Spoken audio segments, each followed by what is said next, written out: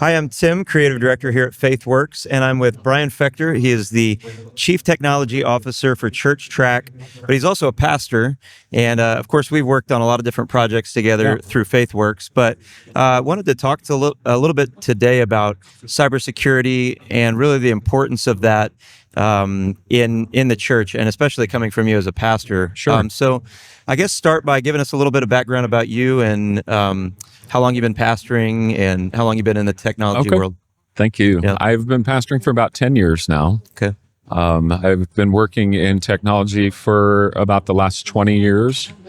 I've assisted several churches, and I started in technology through assisting other pastors and just learning what the church needs in the digital age. And then it's become a secular career where I've worked for Fortune 500 companies as a developer, and then most recently as a cybersecurity engineer as well. That's good. Well, so I guess, first tell me how long you said you've been pastoring. You pastor in Florida.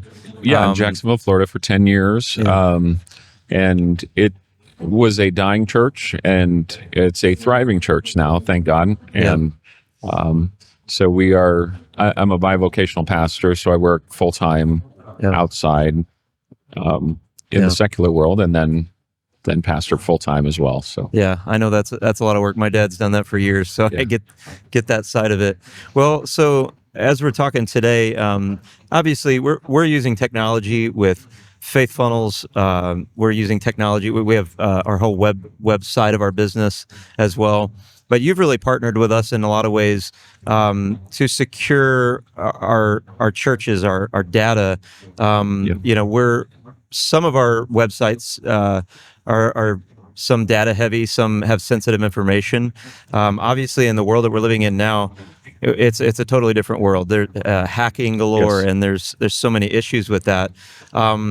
What's the importance for you, I guess, when you think of the church and protecting that data, protecting that to keep our churches healthy and secure? Talk a little bit about that. I think there's a two-part effort here. First of all, make sure you select a partner that has good technology, is capable of securing that technology. There are a lot of affordable options out there for a church to put their website on.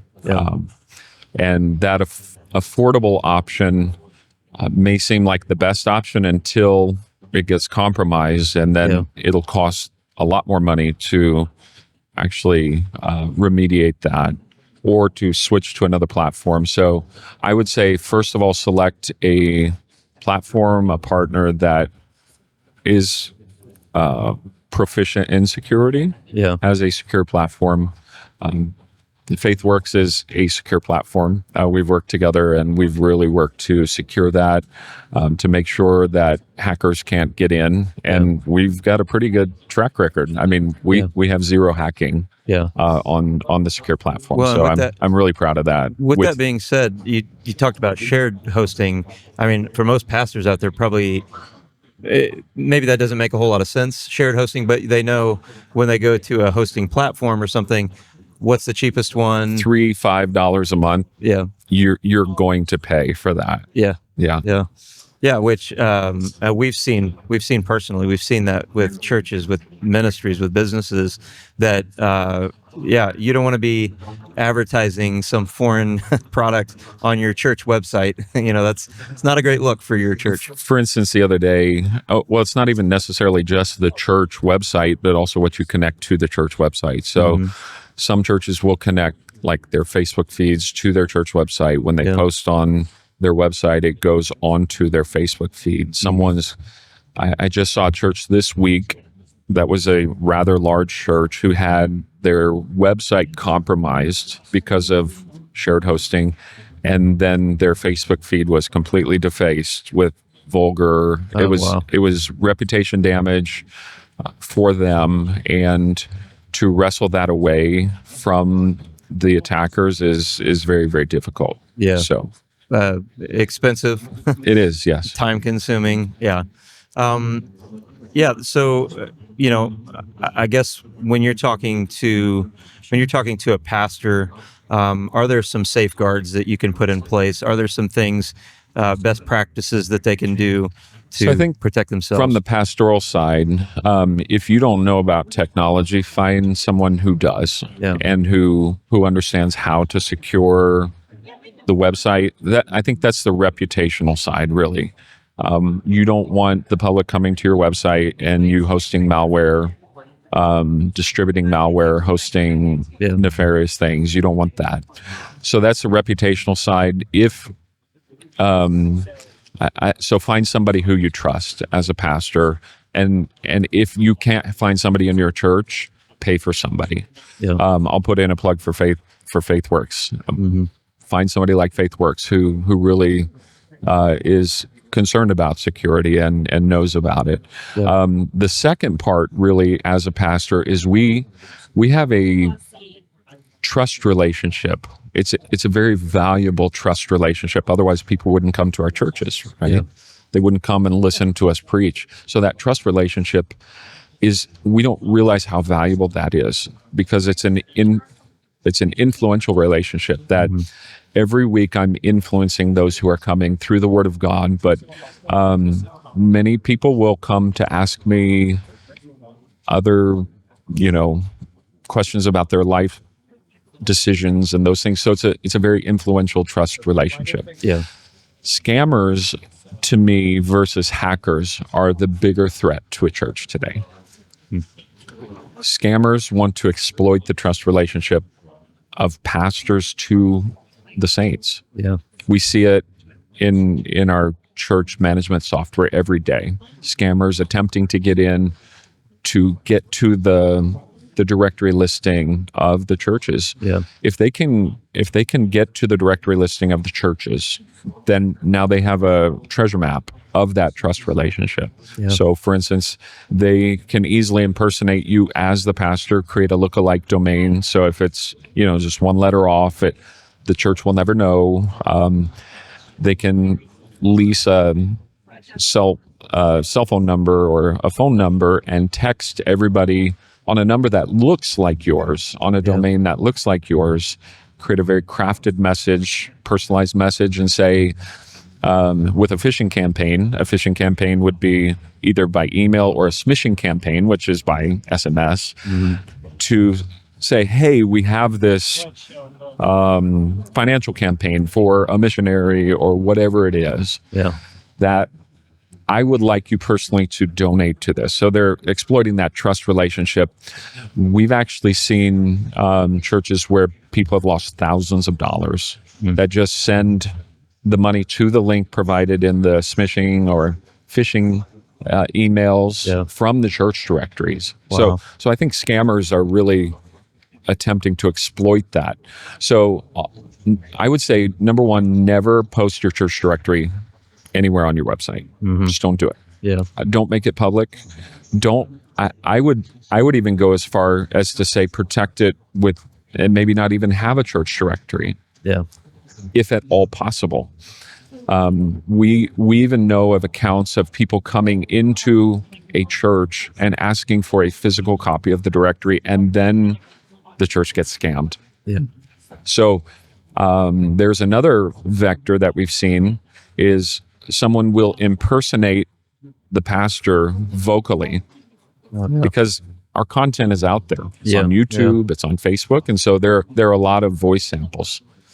So they will put the voice samples into AI, generate a string of language, and then call the church secretary, who might be an older lady or even a younger lady, who knows, and they will ask, hey, can you send me a copy of the church directory to this, make it urgent, but it sounds like their voice, because that data is so valuable. I think it's the number one issue the churches are going to have to deal with. Not necessarily hackers. There's not really a benefit to hack a church website other than to put it onto a botnet or to host malware. Okay. But the financial incentive is so much greater with that trust relationship we have. So protect that with all all of our means, that we, for convenience sake, don't just distribute it or publish it to whosoever will. Yeah. Well, that's what I was going to ask was AI is now on the scene, and so what at one time would have been maybe a manual process for someone trying to spam someone is now trainable. Is It now agentic. yeah, that's a huge shift in technology in the last year and a half or 2 years. So obviously one of the things we like to talk about in church culture is stewardship. Mm-hmm. You're now stewarding your church's finances. You're stewarding the tithing that people have hard earned and are giving to your church, and then you make that vulnerable out on the web for anyone and everyone to come in and hack or spam or take over. It's not reflective well on us as ministry. Absolutely. If we're not doing that. I'm going to give you another example of something we should be very careful with, is a prayer wall. Prayer walls are very popular these days, where really anybody from the public can come post. It's just a ledger, post a prayer request. And while we do believe in prayer, I do think we should secure that. And the second part of that is I do believe we should also curate that so as to not put people's personal details on the web. Yeah. I know of a story, and this is something you couldn't dream up until this digital age.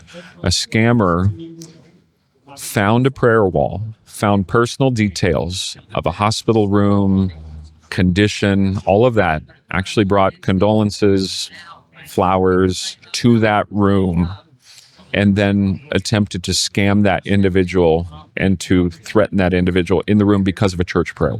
Wow. So I would wild. highly caution, if you are intaking prayer requests, to put that on to a public forum. Those are personal, intimate details. A lot of times that you don't have the consent of the patient to share that, so that becomes a privacy issue as well. And the scammers are watching all of our sites, trying to exploit that trust relationship. Yeah. Well, lastly, I wanted to ask a little bit about ChurchTrac. Sure. What are you guys? First of all, give me just a little bit of a quick overview of what ChurchTrac does, but also what are you guys doing to keep some of that data secure? Okay. ChurchTrac is a church management software, and we have about 14,000 churches that subscribe to our church management software. We have everything from accounting to worship, scheduling, planning, obviously people tracking, automations. We have child check-in. We've got a child check-in app. We've just recently released iOS and Android native apps for Church Connect, so people can give online. We've always had that on the web, but now it's native on the phone. Okay. With that is a media library and really a neat way to present your podcasts in a podcast player. So a lot of neat innovation is happening there. But we're kind of an all-in-one stop shop church administrative software, and we are intentionally affordable. And that's one of our core values that we love to help small churches, medium-sized churches, and we even have large churches as well. But we're intentionally affordable so that they can keep money in the church to do with it for the kingdom of God. Yeah. Well, so given what you just talked about with cybersecurity, can ChurchTrac be trusted? Yes. So we have a layers of security. We don't just have one kind of machine that watches or mechanism that watches, but we have layers of security from like two-factor authentication is a big thing. So the church accounts on that level don't get hacked through password reuse, that kind of thing, or dark web releases of passwords. We've seen a lot of that. So we're very diligent on that front. So that's ground zero really for church data, is making sure whoever's logging into that account is actually who they say they are. So we authenticate them. So we're constantly tuning that. We're constantly innovating around that, adding to that. And I'm not going to give away all of our secrets, but we actually have pretty extensive security around our authentication. So at a church account level, that's ground zero. We also have like role-based access controls, so you can really pare down your accounts so only certain people can get into certain areas. And so part of that rests on the customer to secure your account. But on our side, we're giving all of those tools. We do have a church directory feature because we've had it forever, but we have something called step-up authentication. So if you're accessing that church directory, even if you got that password, you have to prove who you are to even get into it. Okay. So it's a little bit of friction. So we're very intentional about that. On the infrastructure level, I won't again tell all of our secrets, but we have enterprise grade cybersecurity infrastructure. And we've been building on that for 6 years. So a lot under the hood, a lot working behind the scenes, and also human eyeballs as well. So I'm essentially on call 24 hours a day. If there's an incident, we respond to it immediately. We are vigilant, and we're kind of a forward posture on security. Yeah. It's one of our main priorities. That's good. Otherwise, we wouldn't exist. With the scammers that are. Well, I appreciate that. I appreciate the trust that people can have in you. I appreciate the trust from FaithWorks side that you've allowed us to have for our clients, that they can truly trust what we're doing. And absolutely, that means a lot. I mean, we're a for-profit company, but we love working with ministries, love working with churches, and that's at the heart of all we do. We're all in ministry. I know you are too. So absolutely. So it's very valuable. Well, if of course, check out ChurchTrac. What's the website for ChurchTrac? It's churchtrac.com with track is spelled TRAC, ChurchTrac.com. And then also faithworksimage.com. We're a full marketing company. We have a lot of different products and services we offer. So check us out. Thank you, Brian. Appreciate it. They can use the code UPCI for 40% off their first year. Okay, awesome. Yeah. All right, thank you. All right.